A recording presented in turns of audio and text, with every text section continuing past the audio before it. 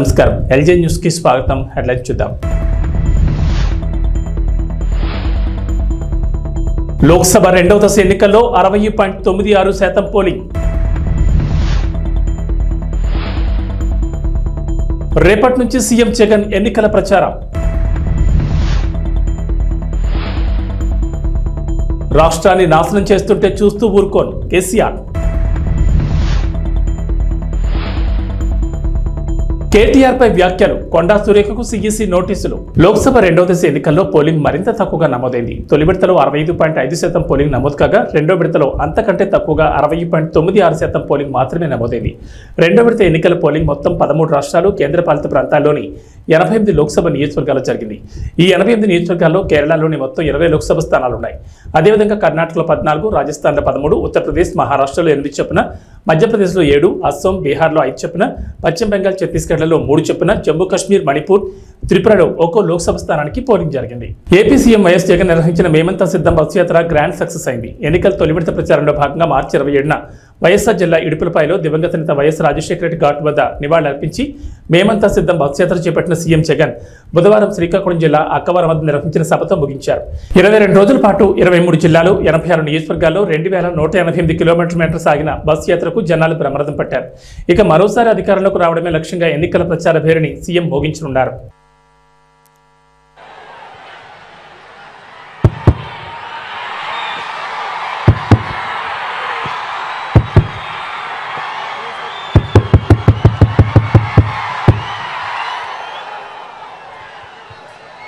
టెక్కలిలో శ్రీకాకుళం జిల్లా సిద్ధం. ఈరోజు శ్రీకాకుళం జిల్లాలో కనిపిస్తా ఉన్న ఈ జన సముద్రాన్ని చూస్తా ఉంటే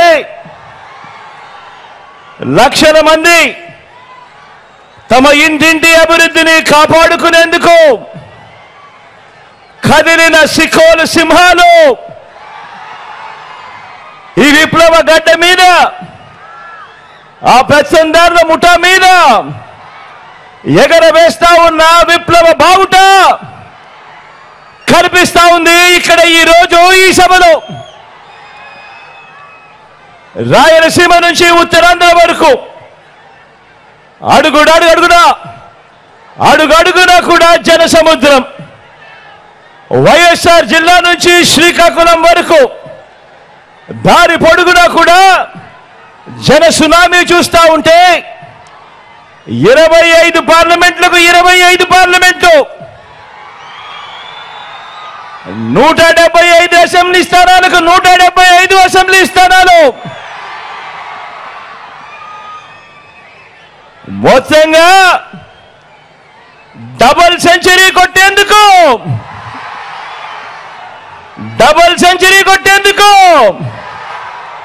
మీరంతా సిద్ధమేనా?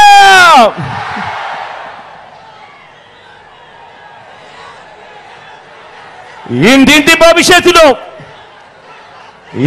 భవిష్యత్తును పథకాల కొనసాగింపును నిర్ణయించే ఎన్నికలు మరో 18 రోజుల్లో జరగబోతా ఉన్నాయి. ఈ ఎన్నికలు కేవలం ఎమ్మెల్యేలను, కేవలం ఎంపీలను ఎన్నుకునేందుకు జరిగే ఎన్నికలు మాత్రమే కావు. ఈ ఎన్నికలు ఈ 58 నెలల కాలంలో బలమైన పునాదులతో పేదల కోసం తీసుకువచ్చిన అనేక సంస్కరణలు, అనేక పథకాలు, ఇవన్నీ కూడా కొనసాగాల లేదా వద్దా అన్నది నిర్ణయించే ఎన్నికలు ఈ జరగబోతా ఉన్న ఈ కురుక్షేత్రం. జగన్కు ఓటు వేస్తేనే పథకాలన్నీ కూడా కొనసాగుతాయి.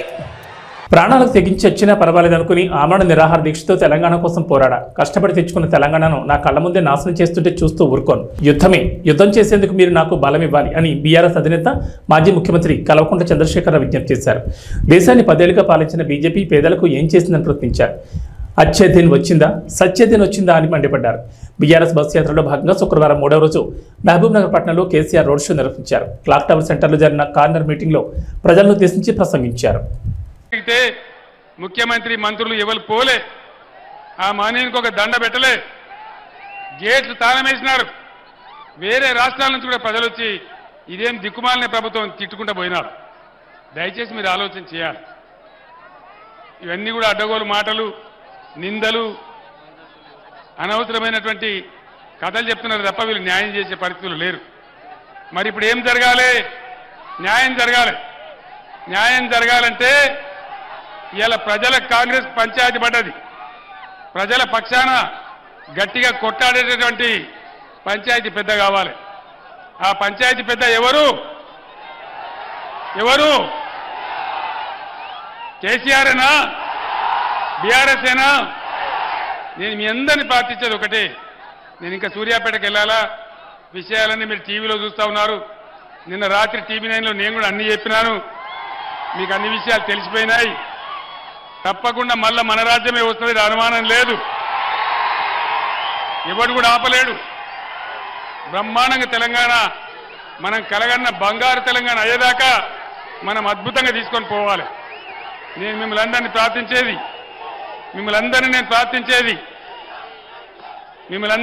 ప్రార్థించేది, పార్లమెంట్ ఎన్నికలలో బీఆర్ఎస్కు బలం ఇస్తే అది తెలంగాణ ప్రజల బలమైతుంది, తెలంగాణ ప్రజల శక్తి అవుతుంది. మీ తరఫున ఈ ప్రభుత్వం మెడలు వంచగలుగుతాం, అన్ని విధాలుగా సాధించగలుగుతాం. ఇవాళ మీరు చూపించినటువంటి ఈ స్వాగతం, ఈ ప్రేమ నా జన్మలో కూడా నేను మర్చిపోను. ఇంత అద్భుతంగా మీరు ఏర్పాటు చేసినట్టు చాలా సంతోషం. కానీ మే 13వ తేదీ వరకు ఇదే ఉత్సాహాన్ని కొనసాగించి పార్లమెంటులో కృష్ణారెడ్డి గారికి ఓటేసి, కారు గుర్తుకు ఓటేసి మీరు గెలిపించాలి. ఇవాళ 10-12 ఎంపీలు మనం గెలిస్తే తెలంగాణలో భూమి ఆకాశం ఒకటి చేసేంత పోరాటం చేస్తాను, నేను మనవి చేస్తా ఉన్నాను.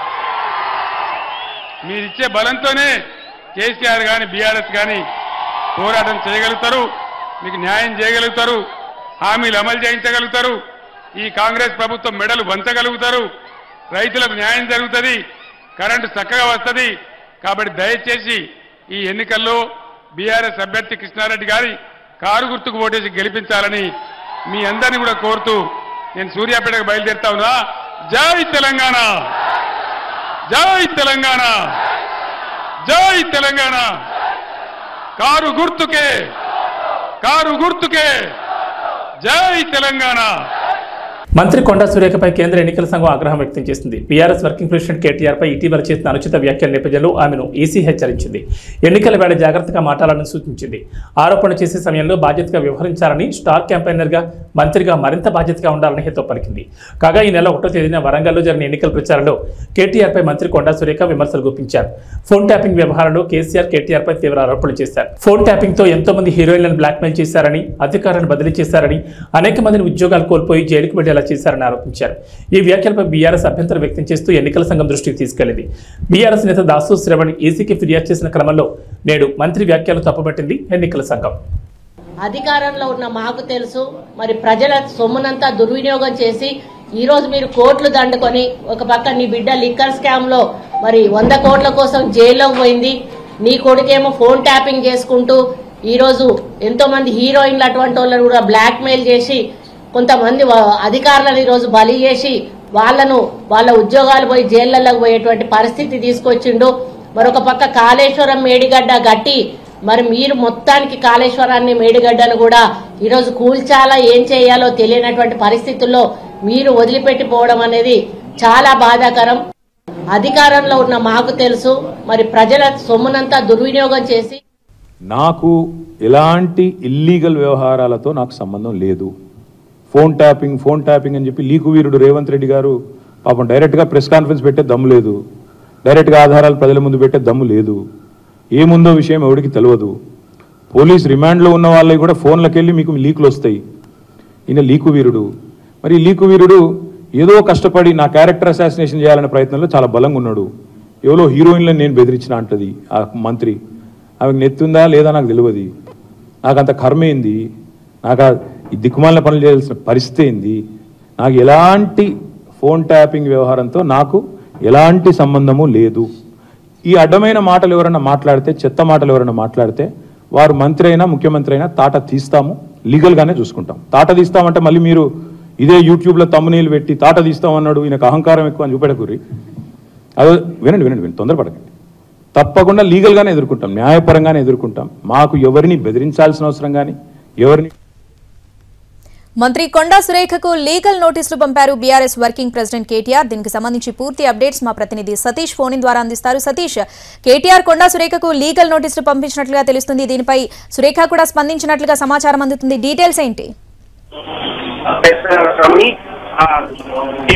వర్కింగ్ ప్రెసిడెంట్ కేటీఆర్ కొద్దిసేపటి క్రితమే లీగల్ నోటీసులు ఇచ్చారు. ఆయన మీద కామెంట్ చేస్తున్నటువంటి దాని మీద ఆరోపణలు చేస్తున్నటువంటి వాళ్ళకి లీగల్ నోటీసులు ఇచ్చారు. దాంట్లో ముఖ్యంగా మంత్రి కొండా సురేఖకు తో పాటుగా ఎమ్మెల్యే ఎన్ఎం శ్రీనివాస్ రెడ్డితో పాటుగా మరి కొంతమంది నాయకులు, అంటే కాంగ్రెస్ నాయకులు, ఆయన మీద సిరిసిల్ల నుంచి పోటీ చేసినటువంటి కేకే మహేందర్ రెడ్డి కూడా నోటీసులు ఇచ్చారు. వీటితో పాటు కొన్ని ఛానల్స్ అంటే యూట్యూబ్ ఛానల్స్ కి, మీడియా సంస్థలకు కూడా లీగల్ నోటీసులు పంపించారు. ప్రధానంగా గత వారం రోజులుగా కేటీఆర్ మీద చేస్తున్నటువంటి ఆరోపణలు ఖచ్చితంగా ప్రూవ్ చేయాలి, లేకుంటే పరువు నష్టం దావా వేస్తానని చెప్తూ కూడా కేటీఆర్ హెచ్చరించారు. ఆ చెప్పినటువంటి విధంగానే పరువు నష్టం కోసం సంబంధించి ఇప్పుడు లీగల్ నోటీసులు కూడా పంపించారు. ట్యాపింగ్ వివరాలు ముఖ్యంగా ప్రధానంగా ప్రస్తుతం ఏదైతే ఇష్యూ కొనసాగుతుందో ఫోన్ ట్యాపింగ్ సంబంధించి ఆయన లేకున్నప్పటికీ కూడా ఆయనకు ఎలాంటి సంబంధం లేకుండా తన పేరును ప్రస్తావిస్తున్నారు. అందుకోసమే నేను లీగల్ నోటీసులు ఇస్తున్నాను, అవాస్తవమైనటువంటి ఆరోపణలు చేస్తున్నా అని చెప్పి కూడా కేటీఆర్ చెప్తున్నారు. ఈరోజు ఉదయం తెలంగాణ భవన్ లో మీడియా సమావేశంలో కూడా మాట్లాడారు. దీనికి సంబంధించి లీగల్ నోటీసులు కూడా పంపిస్తాం అని చెప్పినటువంటి విధంగానే లీగల్ నోటీసులు పంపించారు. అయితే ట్యాపింగ్ కు సంబంధించి ఏమాత్రం సంబంధం లేకపోయినా తన పేరుని కుట్రపూరితంగా ప్రస్తావిస్తున్నారని కేటీఆర్ చెప్తున్నారు. తన ప్రతిష్టకు భంగం కలిగించే విధంగా మాట్లాడుతున్న వీళ్ళందరిపైన కూడా న్యాయపరమైన చర్యలు తీసుకున్నట్టు కూడా ఆయన చెప్తున్నారు. వాళ్ళతో పాటు కంటే ఎలాంటి ఆధారాలు లేకుండా కేవలం పేరుని ప్రస్తావిస్తూ ఈ విధంగా ప్రచారం చేస్తున్నటువంటి దానికోసమే తాను లీగల్ నోటీసులు పంపిస్తానని కూడా చెప్పడం జరిగింది. ఈరోజు ఉదయం చెప్పినటువంటి విధంగానే నలుగురికి మంత్రి కొండా సురేఖతో పాటుగా ఎమ్మెల్యే ఎన్ఎం శ్రీనివాస్ రెడ్డి, అదేవిధంగా కేకే మహేందర్ రెడ్డి కాంగ్రెస్ పార్టీకి సంబంధించినటువంటి సిరిసిల్ల ఇన్ఛార్జిగా ఉన్నటువంటి కేకే మహేందర్ రెడ్డి కూడా యాసంగి ధాన్యం కొనుగోళ్లు 10 లక్షల టన్నులు మైలురాయిని దాటాయి. ఇందులో 50% పైగా కొనుగోళ్లు నిజామాబాద్, నల్గొండ, సూర్యాపేట జిల్లాలలో జరిగాయి. ఏప్రిల్ 24 నాటికి 1.59 లక్షల మంది రైతుల నుంచి 10.51 లక్షల టన్నుల ధాన్యాన్ని కొనుగోలు చేసినట్లు పౌర సరఫరాల సంస్థ వర్గాల సమాచారం. రైతులకు 950.19 కోట్ల మొత్తాన్ని చెల్లించారు. 1360.27 కోట్లు చెల్లించాల్సి ఉంది. 23వ తేదీ వరకు 9.44 లక్షల టన్నుల ధాన్యం కొనుగోలు చేయగా 24న ఒక్కరోజే 1.07 లక్షల టన్నులు కొన్నారు. కొనుగోలులో నిజామాబాద్ జిల్లా 2,57,167 టన్నులతో తొలి స్థానంలో ఉంది. ఆ తర్వాత 2,17,068 టన్నులతో నల్గొండ జిల్లా రెండో స్థానంలో ఉండగా 1,10,044 టన్నులతో సూర్యాపేట జిల్లా మూడో స్థానంలో ఉన్నాయి. గత ఏడాది ఏప్రిల్ 24వ తేదీ నాటికి కొనుగోలు చేసిన ధాన్యం 2.51 లక్షల టన్నులు. అప్పట్లో కొనుగోలు ఏప్రిల్ 13న ప్రారంభం కాగా ఈ ఏడాది అంతకంటే ముందు మార్చి 25 నుంచి మొదలయ్యాయి. ఆదిలాబాద్, ఆసిఫాబాద్, గద్వాల, వికారాబాద్ జిల్లాలో వరి సాగు ఆలస్యమైన పంట చేతికి రాక ఇంకా కొనుగోలు ప్రారంభం కాలేదని అధికారులు చెబుతున్నారు. దేశవ్యాప్తంగా ఎండలు మండిపోతున్నాయి. పలు రాష్ట్రాల్లో అధిక ఉష్ణోగ్రతలు నమోదవుతున్నాయి. తెలుగు రాష్ట్రాల్లోనూ ఎండలు మండిపోతున్నాయి. పగటి ఉష్ణోగ్రతలు 36 నుంచి 43 డిగ్రీల పైన నమోదవుతున్నాయి. పొద్దున్న 8 గంటలకే భానుడు తన ప్రతాపాన్ని చూపిస్తున్నాడు. ఈ నేపథ్యంలో మరో వారం రోజుల పాటు దేశంలోని పలు రాష్ట్రాల్లో ఇదే పరిస్థితి కొనసాగుతుందని భారత వాతావరణ శాఖ హెచ్చరికలు జారీ చేస్తుంది. వేసవి సెలవుల రద్దీని ఎదుర్కొనేందుకు దక్షిణ మధ్య రైల్వే ప్రత్యేక ఏర్పాట్లు చేస్తోంది. ఇప్పటికే రెగ్యులర్ మార్గాల్లో రద్దీకి అనుగుణంగా ప్రత్యేక కోచ్ల సంఖ్య పెంచుతోంది. వేసవి సెలవులతో పాటుగా ఎన్నికల కోసం సొంత ప్రాంతాలకు వచ్చే వారితో ఇప్పటికే మే 11, 12, 13 తేదీల్లో తెలుగు రాష్ట్రాల మధ్య నడిచే రైళ్లు దాదాపు ఫుల్ అయ్యాయి. ఇదే సమయంలో తెలుగు రాష్ట్రాల్లో కనిపిస్తున్న డిమాండ్ మేరకు వారాంతపు రైళ్లను నడపాలని దక్షిణ మధ్య రైల్వే నిర్ణయించింది. ఈసారి వేసవి సెలవుల వేళ రైళ్లలో రద్దీ ఎక్కువగా ఉంటుంది. ఇప్పటికే కనిపిస్తున్న వెయిటింగ్ లిస్టుల ఆధారంగా వారాంతంలో ప్రత్యేక రైళ్లు నడపాలని నిర్ణయించింది. ప్రత్యేక రైళ్ల వివరాలను అధికారులు వెల్లడించారు. 072334 నెంబర్ గల రైలు ఈ నెల 28 నుంచి జూన్ 30 తేదీ వరకు ప్రతి ఆదివారం సికింద్రాబాద్ నుంచి సంతర్గచ్చి వరకు నడుస్తుందని అధికారులు తెలిపారు. తెలంగాణ మహారాష్ట్ర సరిహద్దుల్లోని గడ్చిరోలి జిల్లా ప్రాణహిత తీరం ఆవల ఏనుగుల మంద సంచరిస్తుందన్న సమాచారంతో తెలంగాణ రాష్ట్ర అటవీ శాఖ అప్రమత్తమైంది.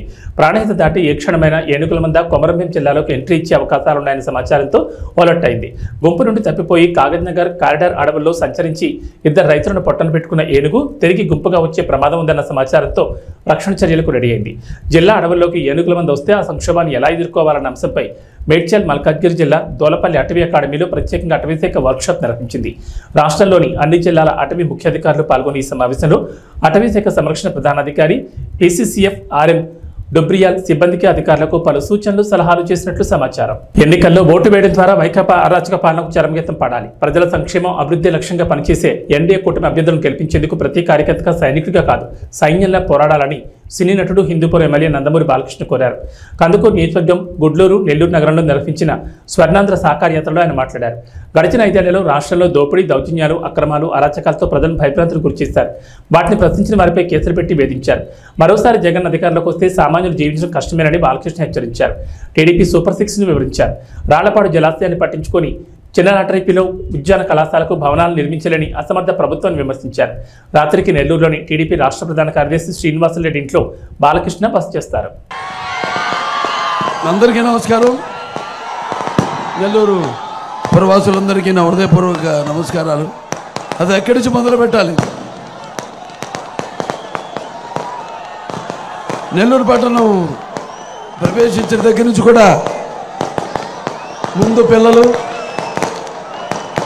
చెట్టు తమ్ముళ్ళు జెండాలు పట్టుకుని ఊపుతూ, అలాగే తర్వాత ఆడపడుచులు హారతులు ఇస్తూ, మన 3 పార్టీలు తెలుగుదేశం, అటు జనసేన, ఇటు బీజేపీ పార్టీల కార్యకర్తలు వాళ్ళ ఉరుకులెత్తుతున్న ఉత్సాహం, అభిమానం చూపిస్తున్న అభిమానం, అలాగే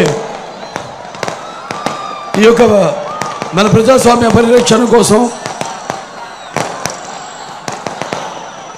బద్ధ కంకణులైన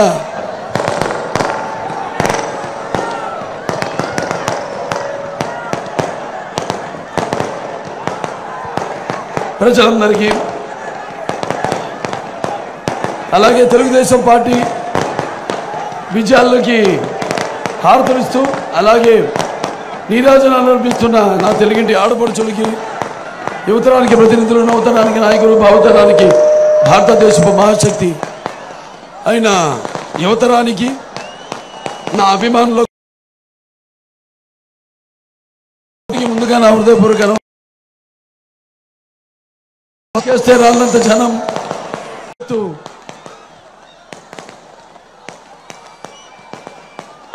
అలాగే మన పసుపు ఆత్మవిశ్వాసానికి నిజమైన సంతకం.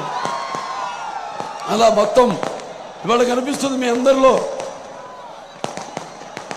అలాగే నా ముస్లిం పెద్దలకు, అలాగే ముస్లిం సోదర సోదరిమణులందరికీ, ముత్తవల్లీలకు, ఇమాంలకు, మౌజన్లకు అందరికీ కూడా నేను నా అస్సలాము అలైకుం వ రహమతుల్లాహి వ బరకాతుహు.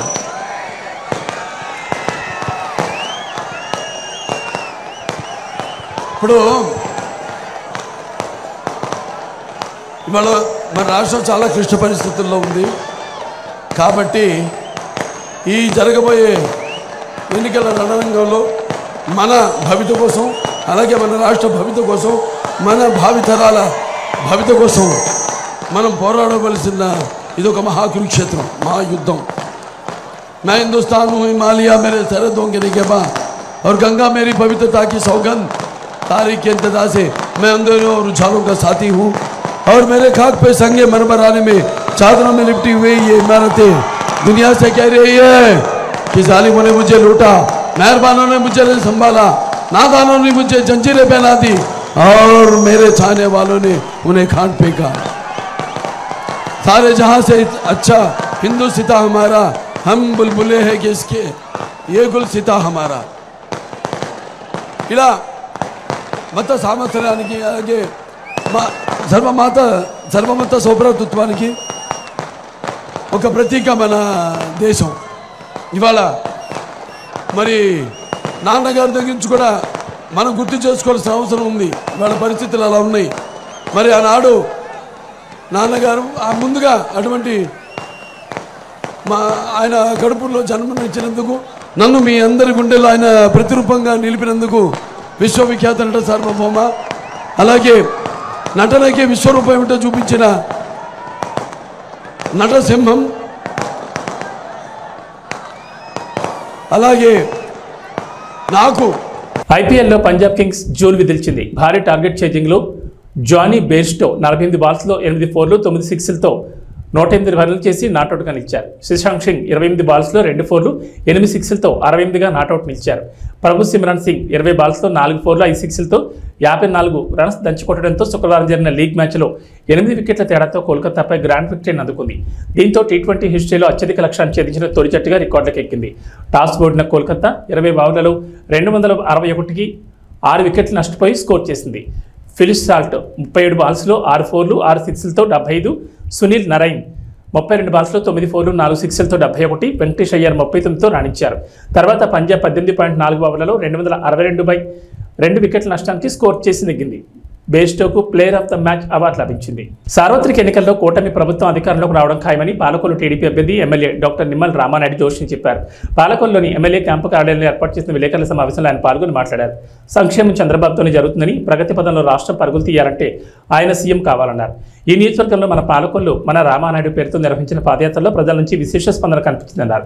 వారంతా సైకిల్ గుర్తుపై ఓటు వేసి తనను గెలిపించడానికి సిద్ధంగా ఉన్నారని వెల్లడించారు.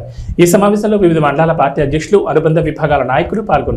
ఏదైతే రేపు 13వ తారీఖున జరిగేటువంటి ఆంధ్రప్రదేశ్ రాష్ట్ర శాసనసభ పార్లమెంట్ ఎన్నికలు ఏవైతే ఉన్నాయో ఆంధ్రప్రదేశ్ రాష్ట్రంలో ఒక పెను సంచలనం సృష్టించబోతూ ఉన్నాయి.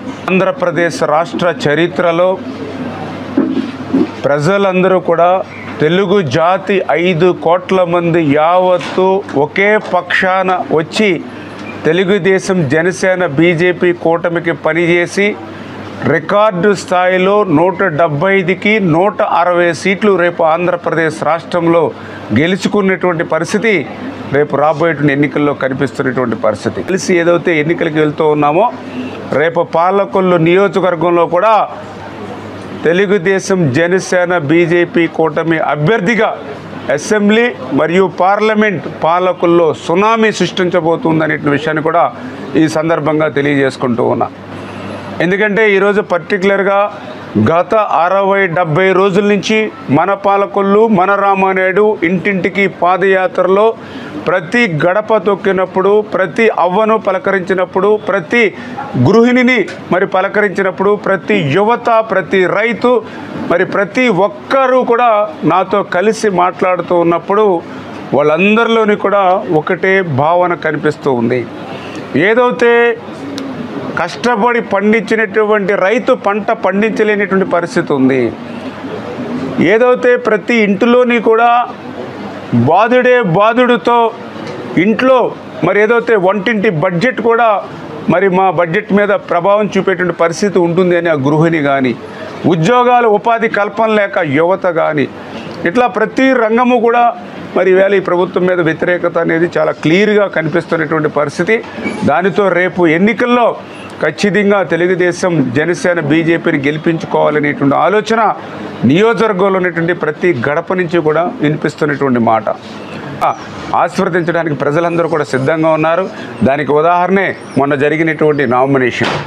ఏదైతే ఆ రోజు 19వ తేదీన మరి తెలుగుదేశం పార్టీ అభ్యర్థిగా, జనసేన, బీజేపీ బలపరిచినటువంటి అభ్యర్థిగా నేను నామినేషన్ వేయడానికి ఒక్క పిలిపిస్తే, మరి వేళ జనసేన, బీజేపీ నాతో పాటు పిలిపిస్తే మరి వేలాదిగా ఆ రోజు 19వ తారీఖున స్వచ్ఛందంగా సైకిళ్ళు వేసుకుని పెద్ద ఎత్తున మరి ర్యాలీ, ఒక ప్రవాహం లాగా మరి ఆ రోజు మరి ఉన్నటువంటి పరిస్థితి నేను కాదు, మీ మీడియా సాక్షిగా మరి ప్రపంచం అంతా కూడా చూసినటువంటి పరిస్థితి. రేపు పాలకొల్లులో జరిగేటువంటి ఎన్నిక ప్రజాబలానికి, ధనబలానికి మధ్య జరుగుతుంది. ఖచ్చితంగా ప్రజాబలం ముందు ధనబలం ఆగదు, ప్రజలే గెలుస్తారు, పాలకొల్లే గెలుస్తుంది అనే విషయాన్ని సందర్భంగా తెలియజేసుకుంటున్నాం. Thank you. ఇంటి వద్దకే సంక్షేమ పథకాలు అందించిన ఘనత వైఎస్ఆర్సీపీకి దక్కుతుందని ఈ పార్టీ అభ్యర్థి భీమవరం ఎమ్మెల్యే గ్రంథి శ్రీనివాస్ తెలిపారు. భీమవరం నియోజకవర్గ పరిధిలోని 1వ పట్టణంలో నిర్వహించిన ఎన్నికల ప్రచారంలో ఆయన పాల్గొని మాట్లాడారు. మరోసారి తాను గెలిపిస్తే పట్టణాన్ని మరింత అభివృద్ధి చేస్తానని ప్రకటించారు. ఇప్పటికే 130 కోట్ల రూపాయలతో అభివృద్ధి పనులు చేసినట్లు వెల్లడించారు. ఈ కార్యక్రమంలో పార్టీ నాయకులు, వివిధ కార్పొరేషన్ల డైరెక్టర్లు పాల్గొన్నారు. మీ అమూల్యమైన ఆశీస్సుల కోసం మీ ముందుకు వస్తున్నారు. మీ ఆశీస్సులు ఎవరు కూడా నడవద్దండి. ప్రీతమ నాయకులు గంధి శ్రీనివాస్ గారు మీ అమూల్యమైన ఆశీస్సుల కోసం మీ ముందుకు వస్తున్నారమ్మా. ముగుళిత హస్తాలతో మీ ముందుకు వస్తున్నారు. ఎన్నికల గుర్తు ఫ్యాన్ గుర్తుపై ఓట్లేసి అత్యధిక మెజార్టీని గెలిపించమని కోరుచు మీ ముందుకు వస్తున్నారమ్మా. మన గంధి శ్రీనివాస్ గారు, మన ప్రీతమ నాయకులు గంధి శ్రీనివాస్ గారు మీ ముందుకు వస్తున్నారు. అమ్మలారా, అయ్యలారా, అక్కలారా, అన్నలారా మీ ముందుకు వస్తున్నారమ్మా. వస్తున్నాలి 5వ నాయకులు రాజు కోసం మోటార్సైకిల్ పెట్టండి. అమ్మా ఆట పైకి ఎత్తమ్మా, పైకి పాటలు కోయమని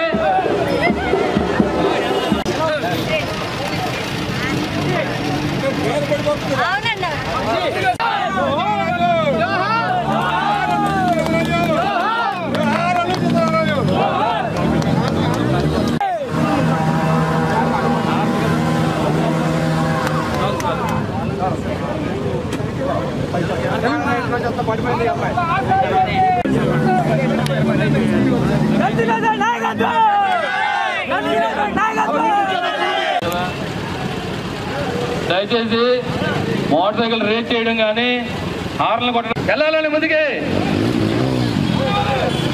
ముందుకెళ్ళాలి, అందరూ రావాలండి. ఎవరు రాకూడదు దయచేసి. జనసేన పార్టీ విజయంతోనే రాష్ట్రానికి మంచి భవిష్యత్తు ఉంటుందని ఈ పార్టీ అభ్యర్థి మాజీ ఎమ్మెల్యే పులపర్తి రామాంజలి తెలిపారు. భీమవరం నియోజకవర్గ పరిధిలోని తీర ప్రాంత గ్రామాల్లో శుక్రవారం నిర్వహించిన ఎన్నికల ప్రచారంలో ఆయన పాల్గొని మాట్లాడారు. కూటమి ప్రభుత్వం అధికారంలోకి రాగానే నిరుద్యోగ యువతకు ఉపాధి అవకాశాలు కల్పిస్తామన్నారు. గాజు గ్లాస్తో పాటు కమలంపూపై ఓటు వేసి తనను నరసాపురం పార్లమెంట్ అభ్యర్థి భూపతిరాజు శ్రీనివాస్ వర్మను గెలిపించాలని కోరారు. ఈ కార్యక్రమంలో టీడీపీ, జనసేన, భాజపా ప్రతినిధులు పాల్గొన్నారు.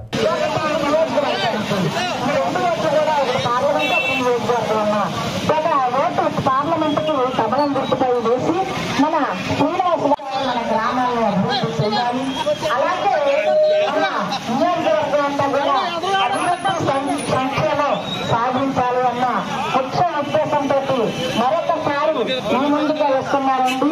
మన ఉమ్మడి అభ్యర్థిగా మన పులపర్తి రామాంజనేయులు గారిని మీ ముందుగా వస్తున్నారండి. మన ఉమ్మడి అభ్యర్థిగా మన పులపర్తి రామాంజనేయులు గారిని ఎమ్మెల్యే. రాష్ట్రంలోని ప్రజలు మళ్లీ జగనన్న పాలనే కావాలని ఉండి వైఎస్ఆర్సీపీ అభ్యర్థి పీవీఎల్ నరసింహరాజు తెలిపారు. నియోజకవర్గ కేంద్రమైన ఉండిలో నిర్వహించిన వైఎస్ఆర్ కాంగ్రెస్ పార్టీ కార్యకర్తల ఆత్మీయ సమావేశంలో ఆయన పాల్గొని మాట్లాడారు. ప్రభుత్వం ప్రవేశపెట్టిన పథకాలు పేద ప్రజలను అభివృద్ధి వైపు నడిపిస్తుందన్నారు. ఫ్యాన్ గుర్తుకు బొట్టు వేసి జగన్మోహన్ రెడ్డిని మరోసారి ముఖ్యమంత్రిని చేయాలన్నారు. ఈ కార్యక్రమంలో పార్టీ నాయకులు పాల్గొన్నారు. జగన్మోహన్ రెడ్డి గారు ఎప్పుడు కూడా పేదవారిని నీతి కొన్ని కార్యక్రమాలు కరోనా కష్టకాలంలో ఎవరికాళ్ళు వ్యాపారాలు చేసుకున్నారు. కానీ ఆయన సొంత రూపాయలు ఆయన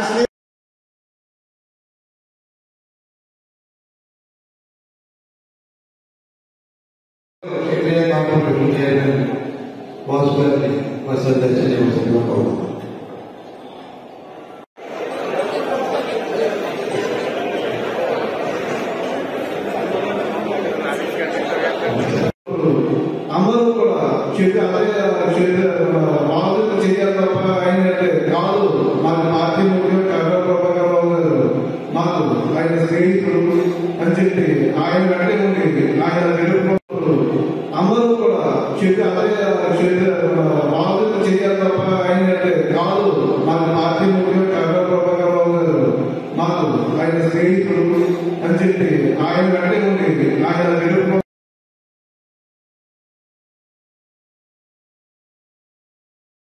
ఉన్నటువంటి ఈ పార్టీలో ఖచ్చితంగా రేపు జగన్మోహన్ రెడ్డి గారు సీఎం అవ్వాలి.